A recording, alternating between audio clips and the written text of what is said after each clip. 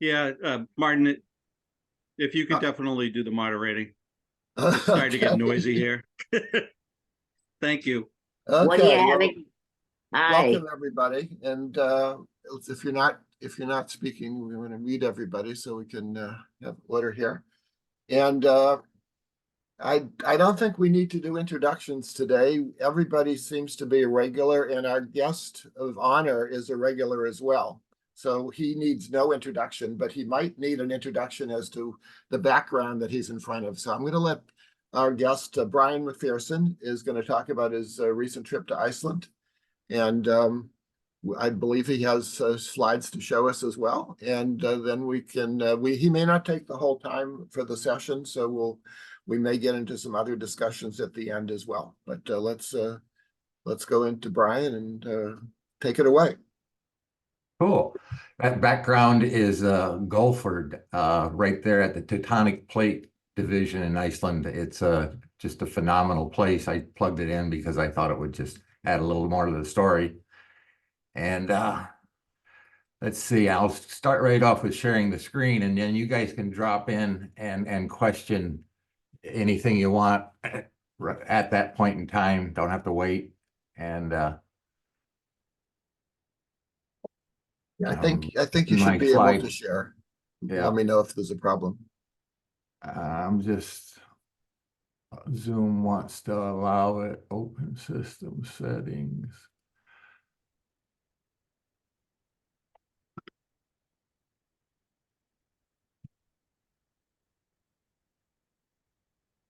So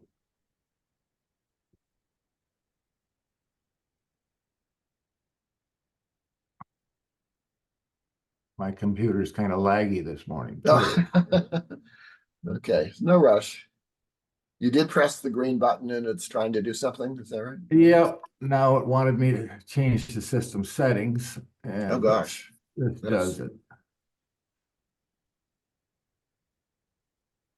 Share screen.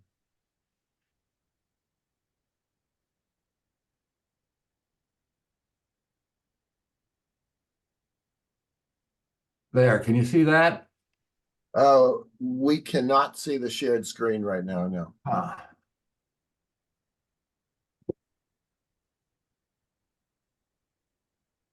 There's probably one more thing you have to press. I'm not sure exactly what it is. This is I just downloaded this Zoom update, and it's kind of got some different stuff in it here that I'm not familiar with. Basic iPad photos unknown. You're in a different country. Yeah. Yeah. Huh, share. Well, that's kind of odd.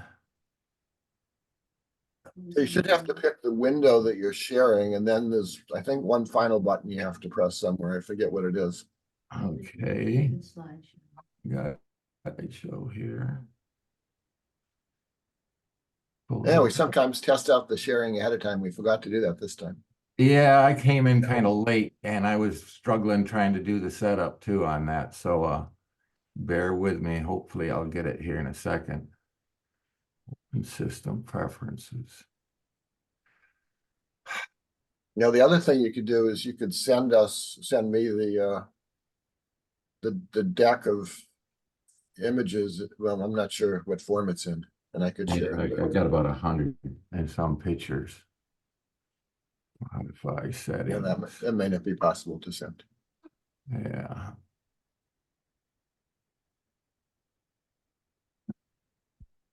How long were you there? 6 days. Did you go in the Blue Lagoon? Yes, we did. That was, so the backstory here is that we went into the Charles River for the head of the Charles this fall, and it was a rainy Sunday. And we were leaving as we drove away from the river right there at the Speedway. They had Iceland Air had a pavilion set up. And we stopped in and went to it. And on the intake, they offered,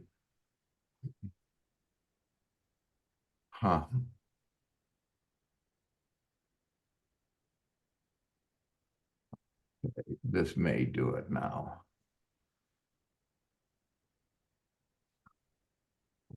Here we go. Share.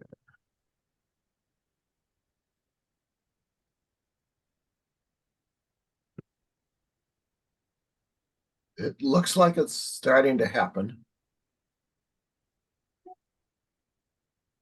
Yeah, I think you've got something shared, but it's not the right thing. It's your desktop rather than any images, but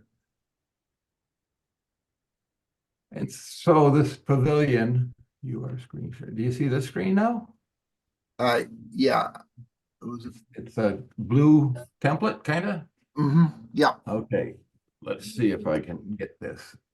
Yeah, there's a little bit of there's other stuff on the screen too, but we do see the picture. Okay, so you've got me standing in front of this wheel. Yes. Okay.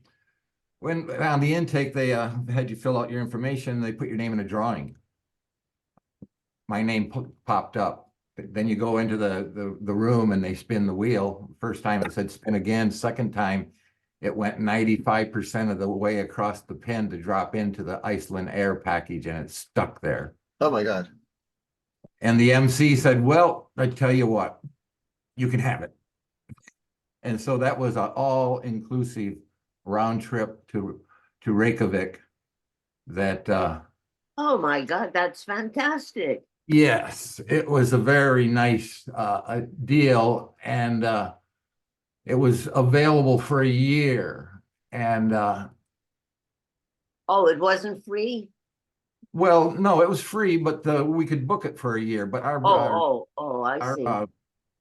and 30th anniversary was showing up the 7th or 4th of February. So we said, let's go to do our anniversary over there in Iceland. So Oh, wow. and that's supposed to be the prime time for Northern Lights too. Oh, And well, when Jay went, they went and they had a guide, and every night there wasn't anything. The night yeah. before they left, they finally saw it. Well, it was just the volcano had erupted, and those resorts there at the hotels at the Blue Lagoon were closed, and then they reopened about a week before we left. And the night that we left, the flights were canceled a couple times because of bad weather, but we got out a couple hours later, and it's like a 5-hour flight to Iceland from Boston.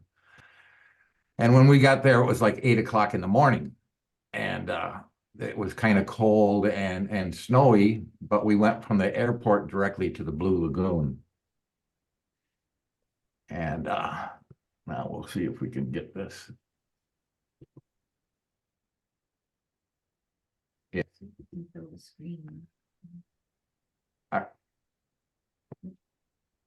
Okay.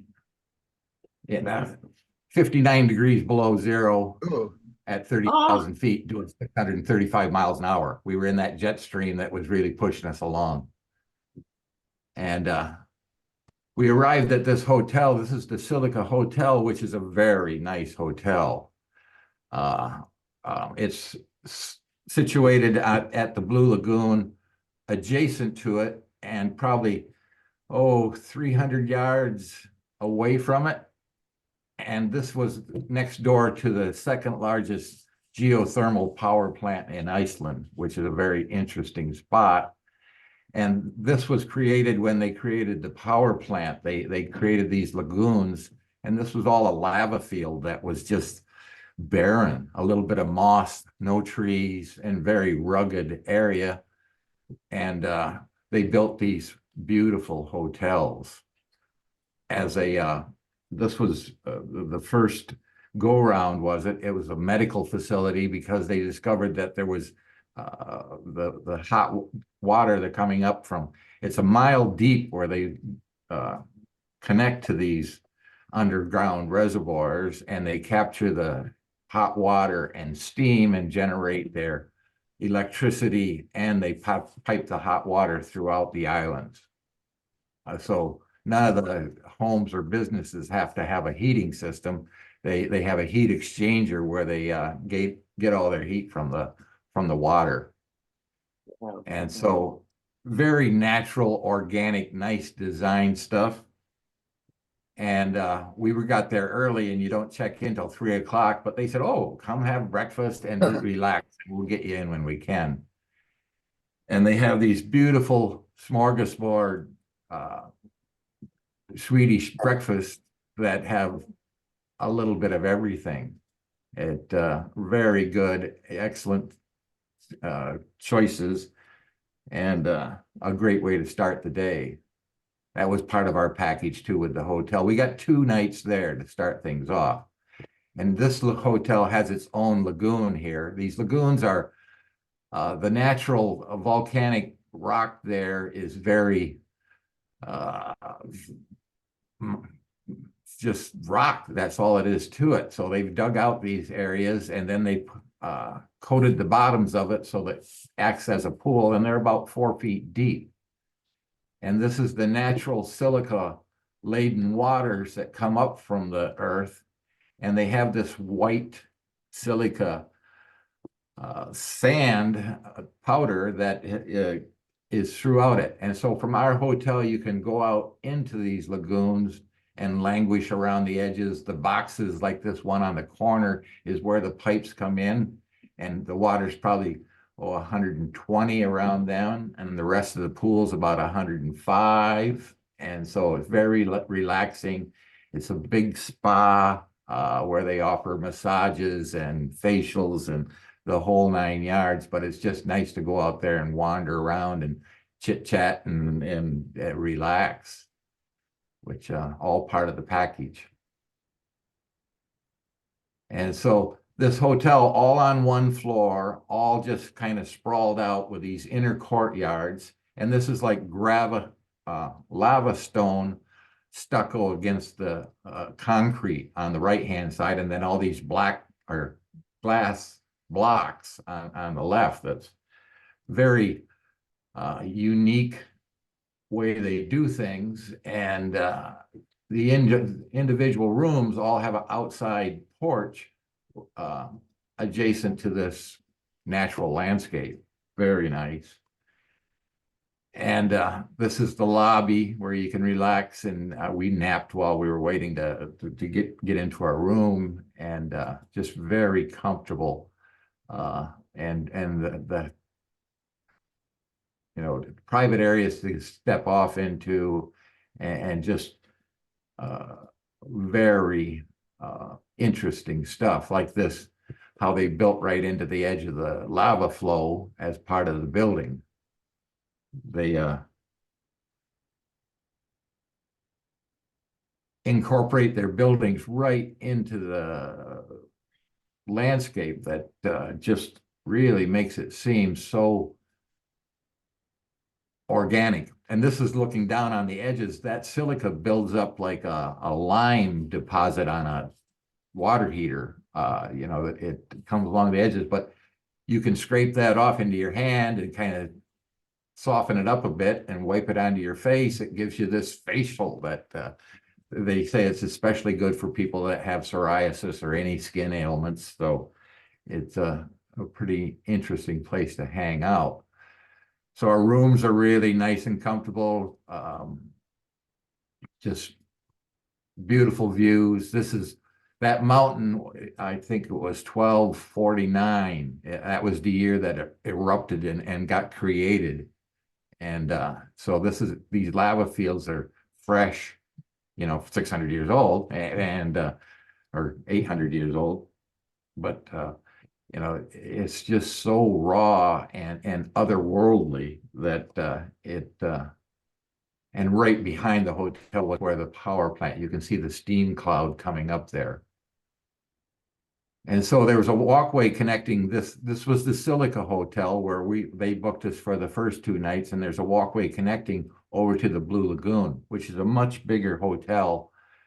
And the Blue Lagoon is a $60 a day entrance fee, and you go into there and you can bathe in the pool for all day long, a 24-hour pass. And that is tremendously popular. Even in the winter like this, there's a lot of people coming into there, and it has the capacity of probably at least 2,000 people. It's all brand new, state of the art. You get a little wristband that you get 2 free drinks, and you go to your locker rooms. The wristband opens and closes your locker. You shower. You go into the Blue Lagoon, and it's just incredible. This is the outside area, and you go through the intake, which is that big black section right there. And to the left is the Blue Lagoon, and to the right is the hotel. And it's a very high-end, nice hotel. This is our walk over looking at it. And when you get there, this is the walkway coming in from the parking lot, these lava berms that they've created to keep the flow from cutting them off. They put a pathway to the parking lot, kind of an exit for them to get out if something were to happen. And when we signed into our hotel, they gave us a piece of paper offering where we'd like to get evacuated to if they did have to close up. So this is inside the Lava Hotel, or Lava Restaurant, which is inside the Blue Lagoon complex. And it's a really nice dining room, incredible food. And that was their lobster soup, and this is their flounder fish and cauliflower meals. It was just very, very good.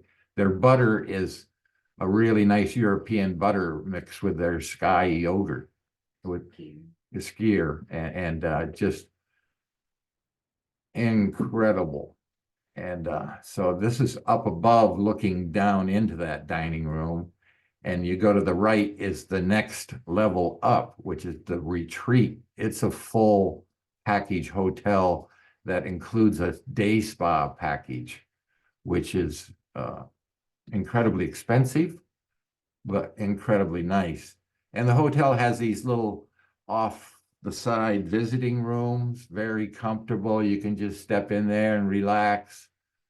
And this is the cafe for the Blue Lagoon. You can get sandwiches and drinks and everything through there. And you move through that into the restaurant, which is the Lava Restaurant.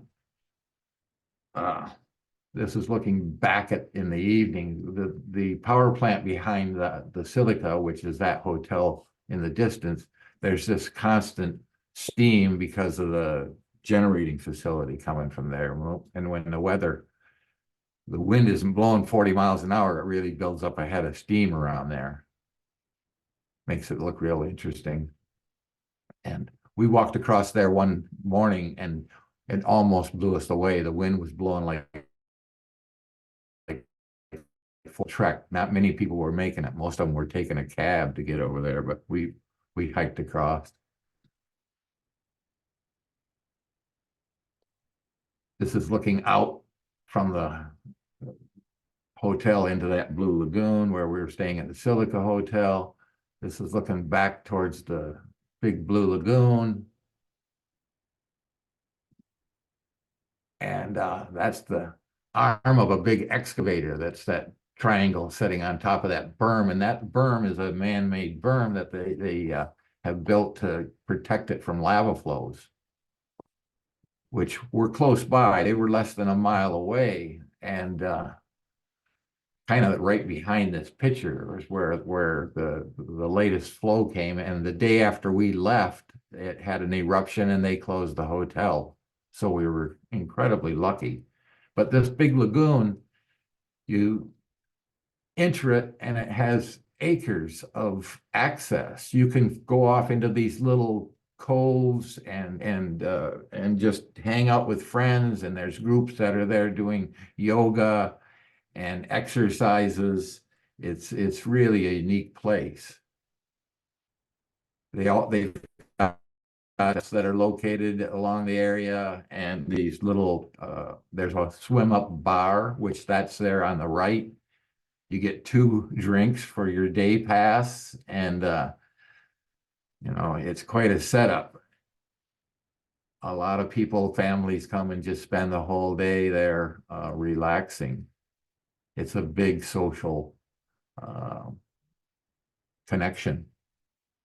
And this hotel was just, this is in the retreat. It's just incredibly nice. That they're big concrete structures basically that are so well done and well designed and tied into the nature there. These lagoons are right up to the edge of the buildings, and this is more of the dining room.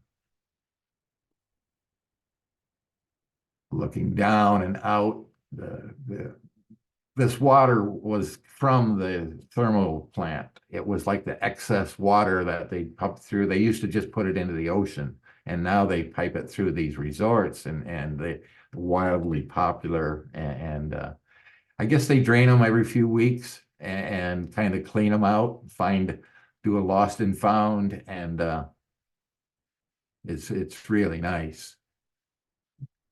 And the scenery is just kind of this trees are non-existent in that area, or a few that were purposely planted.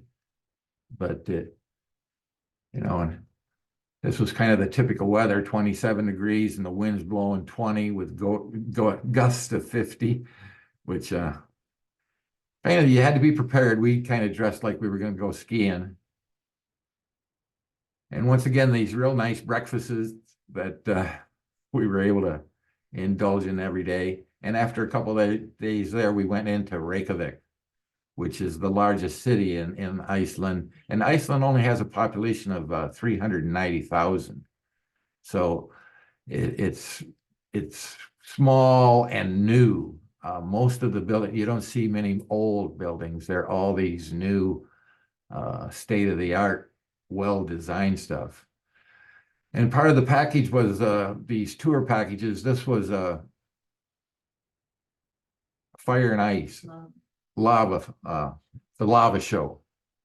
And everything is really well done and geared to be educational for children. And so it's a brand new facility down by the old docks that is state-of-the-art and real interesting. They do a lava pour there, and you get to see how it flows, and they pour it from a big furnace in the part of the building, and then they kind of manipulate it, and it's very interesting. I'm glad we do it. And they also have a flyover show and a few buildings over that is a high resolution drone shot countrywide film with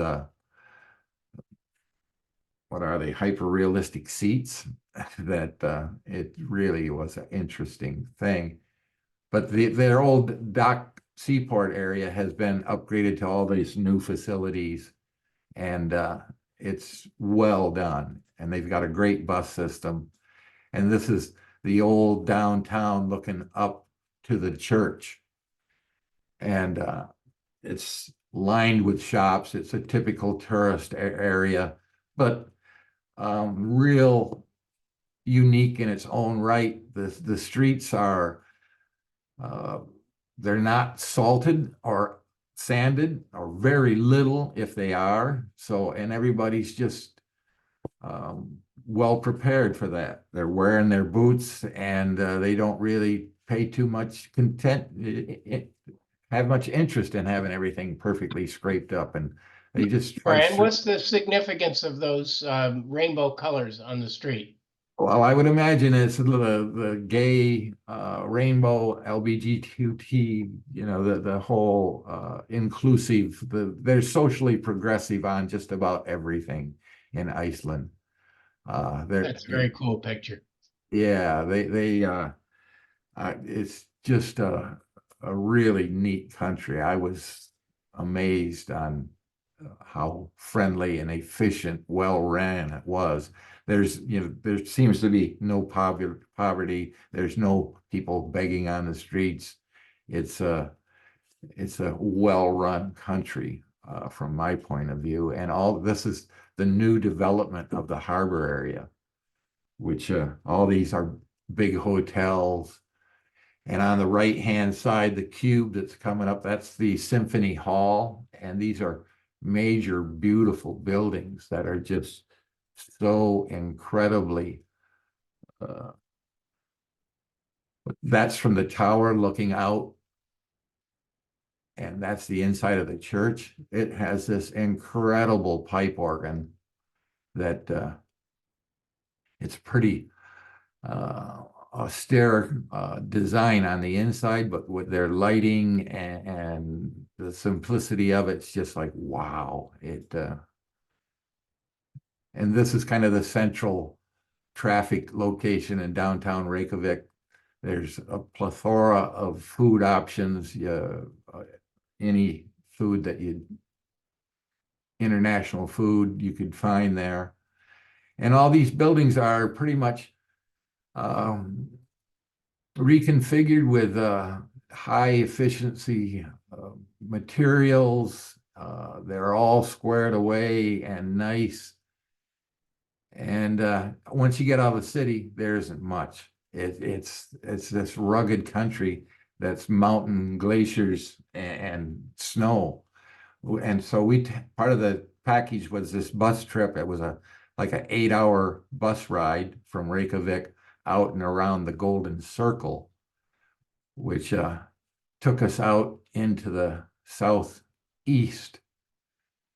And they plant some trees in areas where their farming consists of they raise a lot of horses and sheep, and so they're hay fields and summer crops. But their big thing now is greenhouses. With all this free geothermal heat, they've discovered that, heck, we can just build these greenhouses, and the electricity is cheap too. So they're self-sufficient on a lot of tomatoes. This complex, I think, feeds the whole island with tomatoes, and they do other plants and veggies too. But they turn that into part of the tourist program where bus shows up. They have a greeter that walks you through and gives you a little history and narration, and then you're free to walk through and look. And they have usually bars and souvenir areas that you can purchase mementos or whatever. And these are like serviced on track vehicles that go through, and these are cherry tomatoes that they're picking. And it's all hydroponic, state-of-the-art, really incredible setups. And so their tourist industry, tourism now is almost 50% of their economy. So they're working it hard and offering all these free trips like we got for the winter months to kind of fill in their slow season. They're big on energy. They want to be carbon neutral by 2040, I think it is. And so their charging infrastructure is coming in. They've got a lot of Teslas in Reykjavik.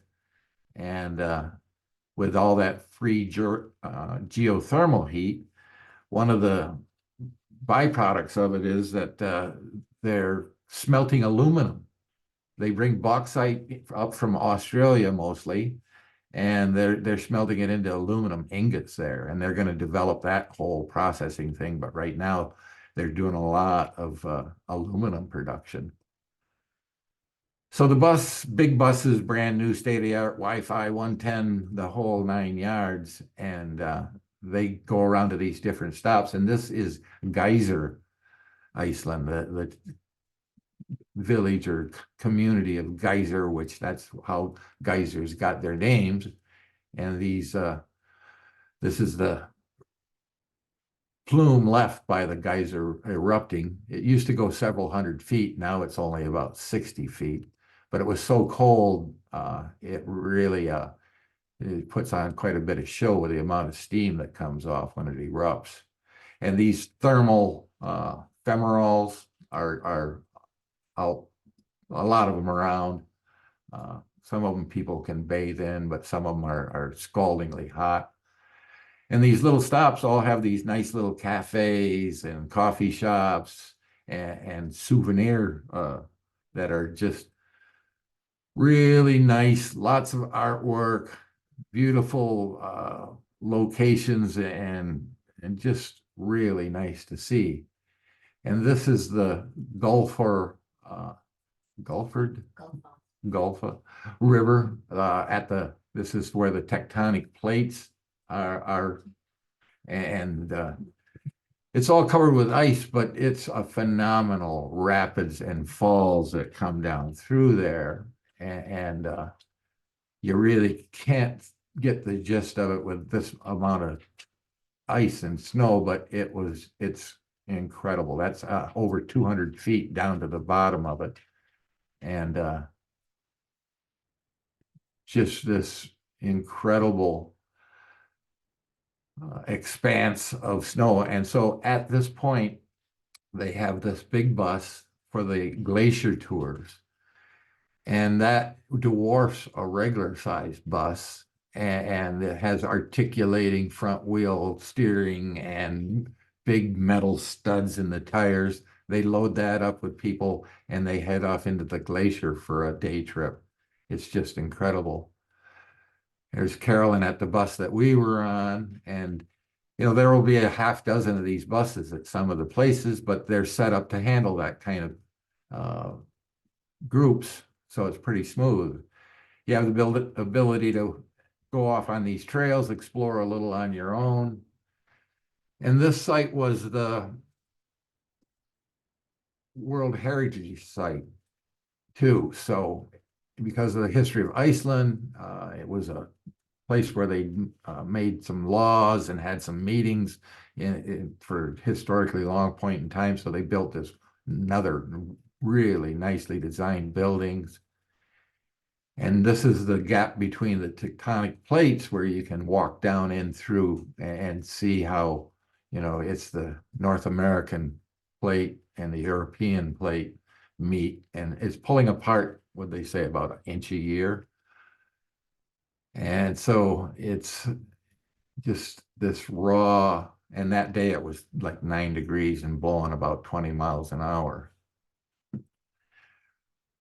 The facilities always amaze me. The quality of the maps and the information. It was just like, wow, look how much effort they put into this.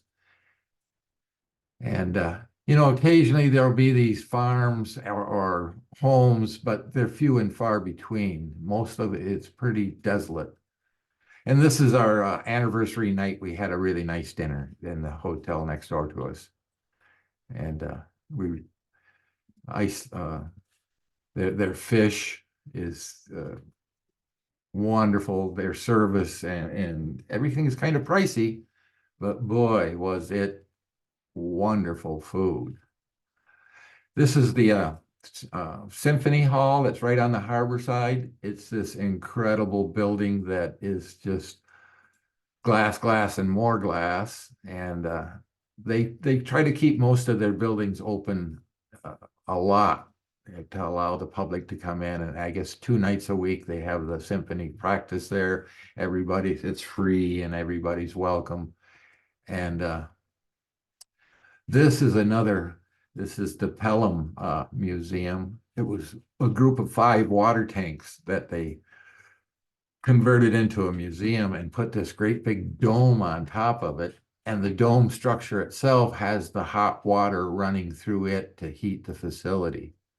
And so here you're up on the top looking out at it, getting this wonderful view of the city. And oh boy, that was our lunch, and incredible, just really tasty food.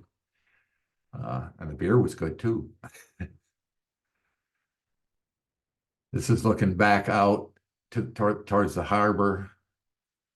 this dome, up on the top was the restaurant, and the layers down, different levels of, the bottom layer is the ice cave, and then you come up to the Northern Lights, and then you come up into the natural history. It's just incredible.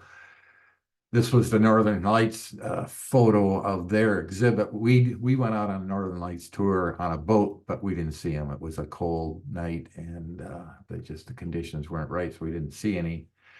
But in the museums, they have all these wonderful dioramas, kind of reproductions, and then they have these viewing ports that you can look into them, and it creates a animated show that as if that cliff was alive with animals when you look through that screen, and just incredible stuff. And so this is the ice cave down in the bottom, and the water tank, they created this. They went to a glacier and extracted all these ice, and it's been in there for 8 years now, and it loses very little. And I think it's about 10 degrees in there, something like that. And you wind your way through it. And that's the outside, the old water tanks. It's up on top of a hill, real pretty spot, very popular. That's the whale watching boat that we went out at night. We left at like 11 or 9 o'clock and got back at about 11:30. They just go out around a little island, so there's a bit of a break from the lights of Reykjavik, and you can see the night sky, but we weren't lucky enough to see any Northern Lights. And this is back to the Symphony Hall. It's stunning when you see these buildings on what they've done, and you know, they're very innovative in their design and public buildings. Iceland doesn't have an army or navy, but it does have a Coast Guard, and that ship on the left is their Coast Guard. It's a very state-of-the-art ship. And this is basalt is the rock that is very common in Iceland, and so they've taken that basalt and use it for a building exterior. And these new buildings are all down by the city center, and they're just incredible. They're so just nicely done. Oh, and that's back on the boat for the Northern Lights tour. It was cold and windy outside, and they supplied like these cold, wet or foul weather suits for people that didn't have it, but we were pretty well tooled up. But it was cold, and here we are out there looking back at the town. Town's got a ton of nice little coffee shops and bars. This one was kind of the book bar, the laundromat. Go to the laundromat and have a beer and read a book. And this is the hotel we stayed at, was the Centrum. It's a nice little hotel right downtown by the old city hall, and right underneath it was the Museum of Natural History, which that site in the year 900 was the first known and excavated dwelling in Iceland. And so they discovered it when they were working on those buildings, and they went underneath and excavated the whole thing underneath this project and turned it into this wonderful museum. It's just a real incredible museum. It's got a ton of interactive exhibits. It takes you from the basement, basement 1 floor down, and then it takes you up to the 2 floors above it. And it's just full of these really nice scenes. And, you know, this is the waiting area for the bathrooms. So they've got this little theater that plays, and it's just like, wow, they're thinking of everything here. That's so comfortable and well designed. And these dioramas that they've set up, they've also got these little headsets. You look through them and you can look down into the old town, and you see all these people that are all of a sudden populate the old town, and you can see what they're working on. And You know, it was always big fish. Dried cod was their big, but the detail and the, you know, just beautiful reproduction of all these things. Oh, and that was by the waiting area. They even put a little mouse down at the floor level to keep the kids entertained. I saw it and I thought it was a mouse. I backstepped and it's like, what? They got a mouse over there. Nope, that's a little video playing a mouse. But this is the foundation of the original hut from the 900s that was in that museum. And then only a block away from our hotel, this was the Palestinians that were protesting and gathering quite a crowd. The police were there and kind of standing off, and they had drones flying above, kind of constantly watching. This is the new Parliament building, which they don't shy away from architecturally interesting stuff, which just the stonework, and I guess all these stone panels are native to the island somehow. And this is across the street from City Hall, which is right here. That's the new City Hall. It's adjacent to a beautiful lake there, which is here. And it's just really easy to get around. And so this is at the airport, the duty free, which they work that angle really hard. There is so much stuff available there. And it's kind of like most duty frees, that not that good a deal, but it's kind of, sometimes it works. So flying back, we flew around noon, middle of the day, and this is the view coming down from the ice pack and seeing Greenland. We flew along the coast and had this incredible view of Greenland that I'd never seen before from 38,000 feet. It's just phenomenal. You're able to see for miles off into the distance, and all you see is glaciers and rivers. Except every once in a while, there's these things like all these parallel lines. I don't know if that's an antenna or what, but there's some mining and some timber, but a lot of kind of mysterious stuff there. Well, I guess, let's see, that must be the end of the slideshow. So, any questions?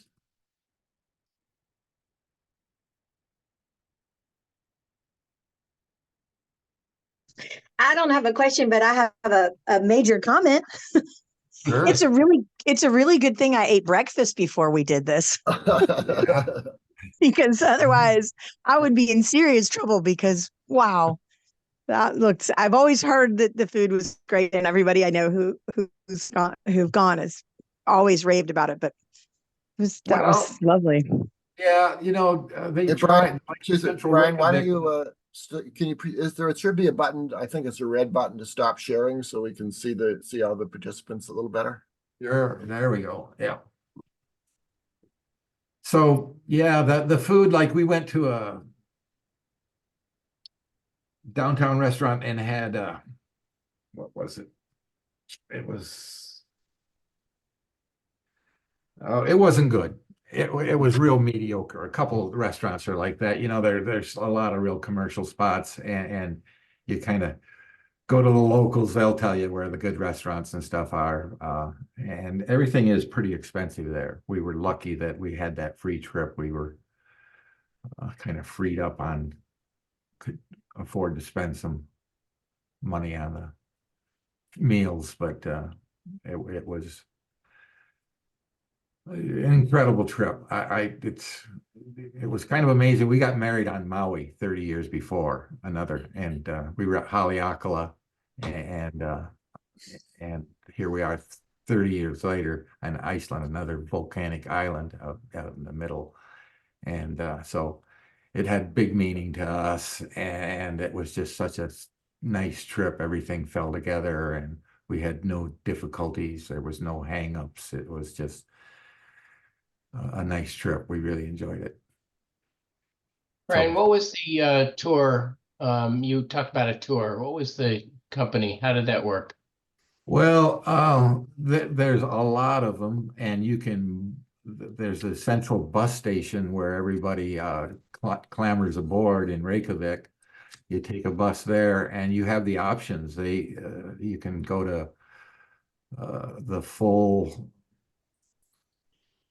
Golden Circle and the Black Beaches. There's probably at least a half dozen different venues, and I think they run about $80. 80 to 100 for a day-long trip. But it's worth it. Taxis are expensive.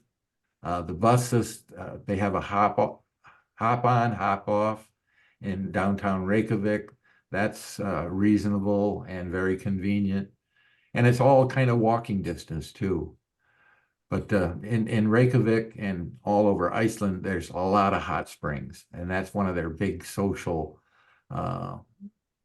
clubs, kind of. You go to the hot springs and you relax, and there's always food and bars and stuff nearby.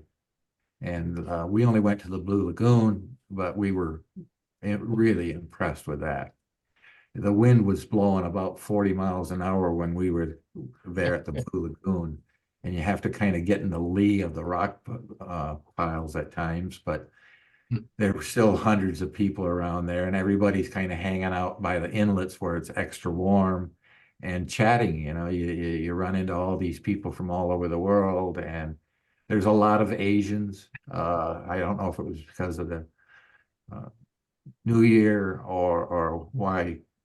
Maybe it's just good economy in Asia, but there was a lot of Asians everywhere, and everybody had their cameras out. It was kind of us included. Everybody's taking pictures and just kind of stunned with the awesomeness of the country. And we'd like to get back in the summer when you can really have a little more depth to the situation. But so, Brian, Rick Devereaux here. First off, fantastic photos. I think you're a photojournalist or something. Were you? I don't know. well, my wife is a much better photographer than I am. All right. Well, kudos to her. I've seen a couple of things, and I heard an interview yesterday with a guy who lives in an ice hut deep somewhere in Iceland, and he was talking about many things, but something you just said about the wind. He was remarking that you really have to listen to the locals there, because when they put a sign up saying, don't watch out for the wind, beware. Apparently, tourists every year are blown off of these Blue Lagoon kind of sites high up and die, because the wind there is like nothing he said he's ever seen anywhere else. But the other thing he commented on, with none of the stuff that you did, there was no over duplication on that. He was talking about the light there, and the sort of mystical nature of the native Icelandic people, and how he himself is a photographer, and he was talking about how the things like shadows move so slowly there, that you begin to see shapes and doubt what you're seeing. He said it's just in his experience he hasn't had anywhere else because of the light. He also said it was had gotten very, very crowded in the last 5 years. I mean, the pandemic opening, everybody was going to Iceland. So it sounds like, though, you've found a way to really enjoy a visit there without being turned off by the crowds and so on, right? Well, it was the off season, so I think that was Okay. big. I think during the summer on the high season, it might be a different ball game, but we were lucky with that. When did you go? I missed that. We were there, we left January 31st and came back February 6th. Uh-huh. So, yeah. Okay. It just, and the sun was coming up about 9:30, 10 o'clock, Mhm.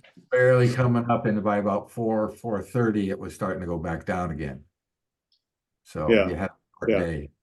Yeah. And the wind did blow. We walked across from the Silica Hotel to the Blue Lagoon, and I had to grab Carolyn by the arm to keep her from getting blown off the path almost. It was really blowing down through there. Wow. I mentioned in the chat that I'd seen a show on that hotel that you had featured earlier on near the geothermal plant.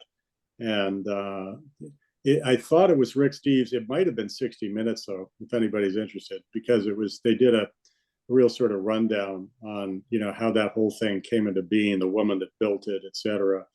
And I may have missed some of that in your talk because I got interrupted by a phone call, but it's pretty amazing place, I guess, and not inexpensive. So, That hotel we discovered after we were there and started doing a Yeah. little research, it was $750 a night. yeah, That was yeah. out of range, Yeah. but we thought, nice part of the package. Yeah, like to win that one, maybe. Yeah. Yeah. Okay. Right. Well, thank you. Yeah. So any other comments? I'm going to jump in. I'm Martin, and I guess my video and audio were off inadvertently for a while, but I'm kind of moderating because Doug is having some distractions and work going on at his house, so he is sort of in and out. But I'll moderate for a while, and we'll take any other comments. I just want to say that I was impressed with the architecture and the elaborateness of the resort. I kind of thought it was like a back area, out in the wilderness somewhere. But it's pretty impressive, I must say. Yeah. And Pat has his hand up, and you can pretty much jump in. I think this Yes, we're okay. gonna be a little informal today, so just jump in. I wanted to thank Brian very much. This is awesome. What a fascinating trip. And, what Rick says, you're a great photojournalist, and I have to agree. But I will also just want to tell the crowd here that this guy, Brian, is one of 3 Massachusetts litter busters of the year. He's been selected by Keep Massachusetts Beautiful as one of the 3 litter busters of the year. They have that award every year they give out. And I nominated him, and the committee, whoever they are, said, yep, he is, and he surely is. So in addition to his travels and his photography, Brian's probably picked up more trash in 1 year than I have in 10. So Oh, not true. We've been putting a dent in it. All right. Any other comments? We may want to move on to some other discussions. I want Brian to buy my lottery ticket. He is a winning Yeah. guy. Okay. Well, I'm wondering if Echo Natick, when they do their spinning wheel, can have a prize like that. Though you seem to get a lot of people that are spinning your wheel even for lesser prizes. Yeah, is that everybody's seen the Echo Natick Wheel of Fortune? I assume at all the Natick Days events and so forth. I'll see that with a new eye now. Very nice, Brian. Thank you. I was just going to ask Brian and the group here, especially people like, Bill and people who are part of Echo Natick. Now, I thought Jillian had done some research about geothermal stuff, and I know looks like Iceland is pretty much run on geothermal, but has anybody ever had a presentation or discussion with Echo Natick or Jillian about the geothermal possibilities here in Massachusetts? I haven't, Pat. I know there's some research on some facilities like that go down like 3 or 4 miles. The technology is getting better, and there's basically unlimited heat at that point. But no, not in Natick that I'm aware of. Okay. Of course, Jillian will be here on April 1st, so you can ask her that question. Right. I'm not aware of anything either, though. Right. Well, thank you very much, Brian. This was fascinating. We all enjoyed it. There's some rave reviews in the chat. You may not have time to look at it yet, but I'll send you a copy of the chat. You can see what people have said there. And why don't I review what's coming up, like Doug always does. And the next 4 weeks are basically candidates as we come into the election. So the next 3 weeks, I believe, are school committee candidates, and then the final session on March 25th, right before the election, Linda Welschlager, who is the unopposed candidate for select board, but I'm sure we're interested in what she has to say, even though she is unopposed. And that brings us to the election. There are actually, the town election is the 26th, Tuesday, the 26th of March, but there's also a presidential primary election, which is getting a little less play this year because I don't think there's not a whole lot of contest in those for either the Democratic or the Republican nomination. But the presidential primary is a week from tomorrow. That's going to be all day in Natick. There's already early voting going on if anybody wants to vote in the presidential primary early. It's going on in the library through Friday. Town election has no in-person early voting, but there is mail-in early voting if anybody is going to be unable to vote in that. So I think, those are the announcements I have. I'll sort of open it up to other announcements and discussions. Ricky probably wants to talk a little bit more about her Metro West Blue and Beyond fundraiser. She talked before we started, but she may want to talk to the larger group. And after that, maybe we can have a discussion about some of the future programs, because after the election, we have a pretty wide open schedule. But why don't I give Ricky a chance right now, talk about the event. Thank you, Martin, very much. We do have an invitation out for a call on March 6th at 7:30, which will feature Deval Patrick as the main speaker. One of the participants will be Governor Mike Dukakis. And right now we have about 60 people registered for the call. And it'll be an opportunity to hear Governor Patrick and the heads of 2 local organizations that are nonprofits that are doing the on-the-ground work in Charlotte, North Carolina, Mecklenburg County, where the goal is to register 40,000 unregistered voters in the city of Charlotte. In the gerrymandering of North Carolina, a lot of those people were displaced, and so the effort is to try and re-register those voters. Am I not coming through? Or is there? I believe you're coming through. I can hear you. Yep. Okay, so I think all of you received an invitation to join, to register, and I hope you all do, because it will be a very good call. And I hope you are all able to make some contribution of any size. It will all help to pay the on-the-ground folks in the neighborhoods who are doing the door knocking and who are doing the get out the vote.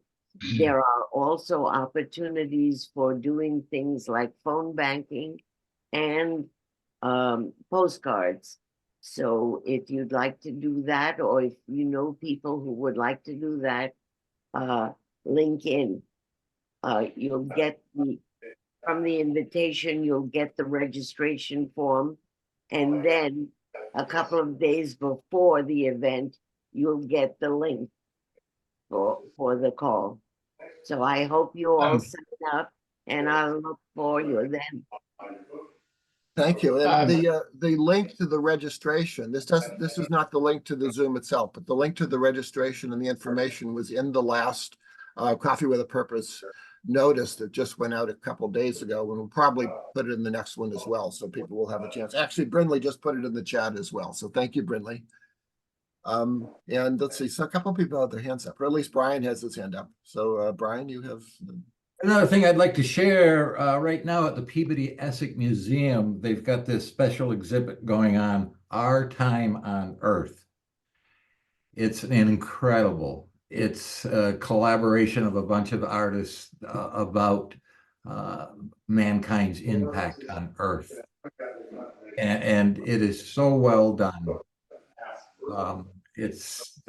I'd highly recommend it. We saw it Saturday. We went early, and there wasn't many people there, and you could spend a lot of time there and just pick up so much pertinent information about our planetary dilemma that we're facing. And it's a nice museum, and that exhibit is just incredible.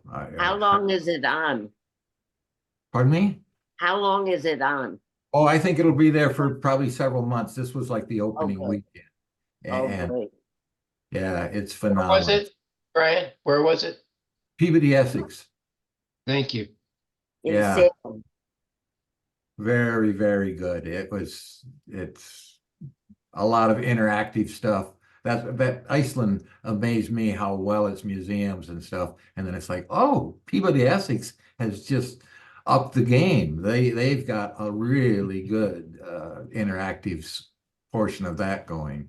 And if you got some time, you want to wander a museum, go check that out, because it'll touch your heart with some of the pieces. And Brindley has also put the link in the chat for the Peabody Essex. You're good at putting in links. Thank you, Brindley. And if anybody hasn't been to the Peabody Essex in let's say the last 20 years, they've expanded by several multiples. They've had two major expansions. It's become a very, very major museum. It was kind of a little local museum when I was growing up, and now it's really quite impressive. And it's right on the main street of Salem. Yeah, I can second that as well. Peabody Essex is really incredible right now. They put together some great shows. So That one's phenomenal. I recommend it. Anybody else have anything to bring up? And particular would hope people would start thinking about what other types of guests you want to have after the election. We have, I think we have actually a discussion of town meeting articles coming up right after the election, before town meeting. But once we get to mid-April, when town meeting begins, we have a blank schedule. So start thinking about people, and you can raise your ideas, but we really want is you to actually line up some people. It's tended to be people who've come up with ideas and then sort of left Doug and me to try to find the guests. But if you actually can talk to the guests, see what times they're available, that would really help us get our schedule start to fill up. And Pat has his hand up. Do you have a guest, or you want to talk about something? Yeah, I just have a question. Well, I assume that Jillian will probably talk a little bit about the South Natick, the Charles River project, the dam, or is that going to be discussed in the schedule somewhere? She was going to talk mostly about the town meeting article that she's putting forward, but she could talk about that as well. Or we could have a special session on it. There are some things coming up on that. I should probably let you know. There was a public meeting on this progress with the dam a couple of weeks ago, and yeah, I think there's a follow-up schedule. There is a follow-up on the park design coming up next week. Let me just check my calendar on that. So that's on Tuesday the 5th. Oh, Tuesday the 5th, Riverfront Park Improvements, 6:30 on Zoom. Okay. And then there's also one that's in person, which is the 27th, which, it's tomorrow. How about that? Things catch up on you. Yeah. Tomorrow. yeah, it's tomorrow. Meeting in the Riverfront Park Improvements meeting at Memorial School. That's at 6:30. Oh, So either tomorrow, 6:30, or a week from tomorrow on Zoom, is the park improvements. But as far as the dam repair, we had a good meeting, or actually there were two meetings. It was one or two meetings. I lost track of all the different meetings. It was at least an in-person meeting on that last month, and we could do that here too. It could be Jillian, it could be Claire, it could be a couple other people. Yeah, well, I was thinking, you know, you worked on that committee quite a bit, Yeah. didn't you, Martin? And, you Yeah. know, maybe you guys could make a little presentation to us about where we are. Okay, yeah, let me see who wants to talk about that, whether it's Claire or Jillian, or there's a few other people involved in the town on that, but we'll see who wants to do it.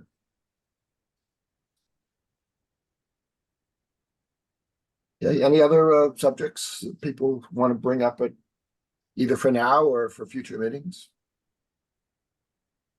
Or we could actually end early. There's nothing wrong with that. I wouldn't, I Brendan, can, yeah. sure. I would just like to say that in addition to our Coffee with a Purpose conversations with the candidates, there are two forums. The first one is Yes for Natick. I put the link in there. It is Monday, March 11th.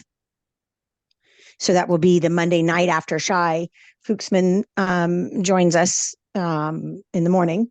And then that same week, that Wednesday, which Rick, I'm sure, can talk about it more, but I'm guessing we'll all be very, very interested as well, is the Eco-Natick Forum that Wednesday night, which we're hoping everyone will come. And we do, Rick, correct me if I'm wrong, but I believe we have all 4 candidates for that as well.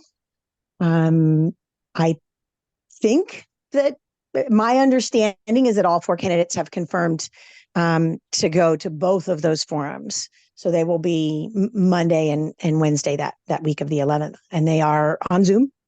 And I put the websites in there so that if you guys want to mark your calendars and go to that. A lot going this election, so it's a big one. So it would be great to have people paying attention. Eco-Natick is also planning the unopposed candidates forum on the 18th. I'm not sure if people have been lined up for that yet, but that will be a bit later. And I'm actually doing the technical hosting for the Eco-Natick events, and Rick is doing the organizing for it. So you can ask any questions about that, and maybe we'll have the answers. Yeah, it's great. And Leo Ryan, who was at one for some period of time, the chairperson of the Sustainability Committee when it was Sustainability Committee before it turned into Net Zero Committee. And I believe he's moderating the school committee forum. That's correct. Yeah. Yeah. Good. So a lot going on. And we'll probably put that in the Coffee with a Purpose notices too, so everybody can keep track of it. Yeah, that would be good. All right. If there's no other thing to talk about, we will sign off for today. And again, next week we start our candidates, and I should check and see who's on the agenda for next week. Does anybody have a offhand? It looks like it's Catherine Brunel. Catherine Brunel is the next week, which is the 4th. Shai Fuchsman is the 11th, and Donna McKenzie on the 18th. So we'll look forward to that. And thank you all. And one last thing, Iceland Air has been offering these little packages. They had a $900 round trip for 2 nights and a whole bunch of tours that they just discontinued. And I'm sure they're going to be plugging them in every once in a while. So if you subscribe to their email, you might get some real nice deals if you're interested. Okay. Okay, thanks again. First time I flew to Europe was on Icelandic Air, and you're there in Reykjavik in the airport in the middle of the night, and you get 3 hours for the duty-free shop on your way to London. But not a lot of tourists. I made sure it was more than a coffee stop or a bathroom Bring stop. a big bag. Yeah.